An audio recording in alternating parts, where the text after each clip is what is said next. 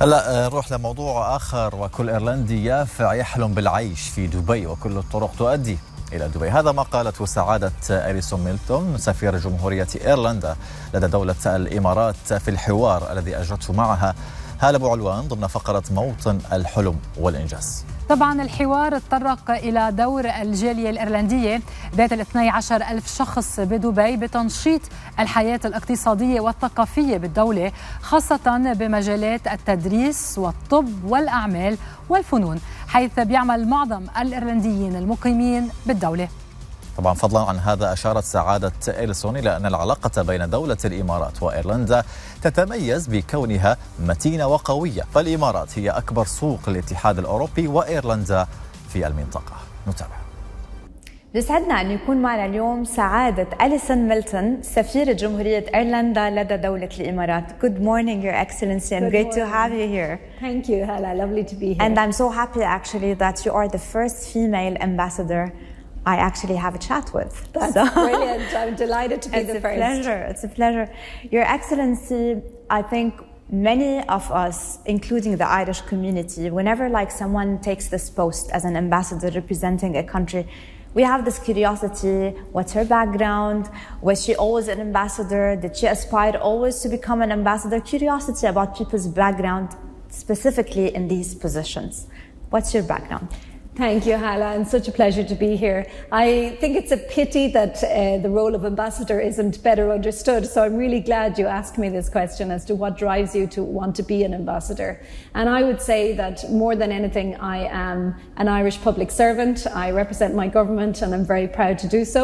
I guess my entry into this role grew out of a real passion for understanding world affairs, understanding why some parts of the world were less well off than others, yes. Understanding a little bit more how we can influence right and wrong in the world. So I was very affected, I would say, and driven way back during my teenage years by, for example, the famine in Ethiopia, and I really wanted to go and work in the aid business initially. Yeah. But I studied business, I studied banking and finance, rather obscurely, but that's what I started off with, and I worked in the bank briefly, and I knew straight away this is not for me. So I went off to Latin America and worked as an aid worker for a number of years, and then I joined... Which places? I was in El Salvador, Nicaragua, and Honduras, about 6 years in total. And then I came back and I said, okay, now it's time for me to join my government, to join Foreign Affairs. I was very lucky to get in at the end of 2003. And I went to Africa then in the end of 2002. And I went to Africa in 2003 and spent 6 years there. Where as a in diplomat. Africa? I was in Mozambique for 4 years and in Lesotho for 2 years. Impressive. At a very important time personally as well, because my 3 kids were born during that time. So I was balancing being a deputy head of mission and growing into the role of an Irish diplomat while also growing into the role of being a mum. I'm sure they are so proud of their mom. Oh, I hope so. Yeah, Your Excellency, the Irish community. I know that you were telling me before we started, it's a relatively large community. And you have a very actually active and vibrant Irish business network. I would love to know more about this community, the size, what they aspire more to do, what's more mainly their line of business, more about the Irish community. And I know that people of Ireland, they're so loving and warm. They always say Irish community and the friends of Irish community. Yes, that's right. Well, we have a very large Irish community here. All roads lead to Dubai. I think that every young Irish person thinks to themselves, oh, will I go and live in Dubai or the UAE, the United Arab Emirates, for a period of time. So our community here is 12,000 people, which for the size of Ireland is a really significant footprint. I think it must be one of our biggest diaspora communities on a per capita basis. They are working across all sectors. I think there's a very large number of Irish teachers here. That's been a long tradition. Of teachers coming to the UAE and working as in the schools, both private and public schools now, ever more so, and also teachers and the medical profession. So I think they led the way, but now increasingly we have a lot of people in business, in the arts field, right across we have a huge footprint also, you could say, in the equine industry here with all of our jockeys coming to Dubai in particular during the winter in Ireland. So they really really are working across a whole range of sectors. As you said, they also have organised themselves into various networks and societies. So we have a really fantastic Irish business network here in Dubai, membership of over 300 people, which is just incredible. We have the Abu Dhabi Business Council. Yes. We have a new and revamped Dubai Irish Society, and also because, of course, we have the Abu Dhabi Irish Society. And you do lots of events, right? Yes, we do lots of events, and the Irish community love to come together. When you talk about Ireland, I think there's a mix of Celtic heritage, medieval palaces, the nice folklore, the nice literature, amazing poets and writers. Like a mix of things which also came very beautifully out of the struggle until independence. How all of this mix of cultural heritage is exchanged or like practically implemented here? You're seeing it here between both nations, UAE and Ireland. Well, you know, it's incredible. This is a part of the world that I didn't know well before coming. And every day for me here in the United Arab Emirates is a school day. I am learning so much. Hala, I feel so privileged to be here in this learning journey that I'm on. So I'm also learning about my country and about our country's connections with this part of the world. So yes, Ireland has been, Ireland stands for its history. Ireland owns its history. Yes. Ireland has had a, long and let's say, history a little bit turbulent at times, and we've had our history of poverty, of famine, of struggle, as you said, of conflict, and now of peace, of economic success more recently. So we're very proud of our history and and as you said, our cultural heritage.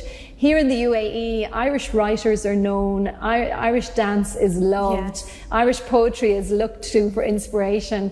I'm so proud of that, and I really have enjoyed working with collaborators such as the Abu Dhabi Cultural Foundation, the LitFest here in Dubai, the Sharjah Arts Foundation. All over the country there are people interested in Irish culture and Irish heritage. Yeah, and I think from all over the world, not only the Irish people, we are all interested in this culture.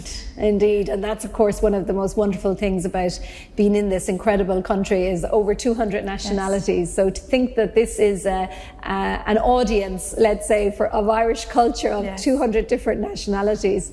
It's an incredible opportunity for Ireland. So that's an area that I still really want to develop more and really develop our collaborations in those areas and bring over Irish artists, musicians, dancers, as I said, writers, poets. It's already happening organically, but I'd love the embassy and us to be able to develop that even more. And if we want to know more about that, if, for example, I want to know when are the events, is it all posted in the embassy website? Absolutely. All the embassy social media. Thank you for asking, because I always like to do a plug. Our LinkedIn, Instagram, all of the social media accounts of the embassy. We really, in fact, last night in Abu Dhabi, the European Film Festival is on at the moment, and we had an Irish film, a beautiful Irish film called The Quiet Girl in our native language, Colleen Kuhn, shown in Abu Dhabi. Lots of people were there, and it says so much about Ireland, that film. So that's just a small example. Fascinating.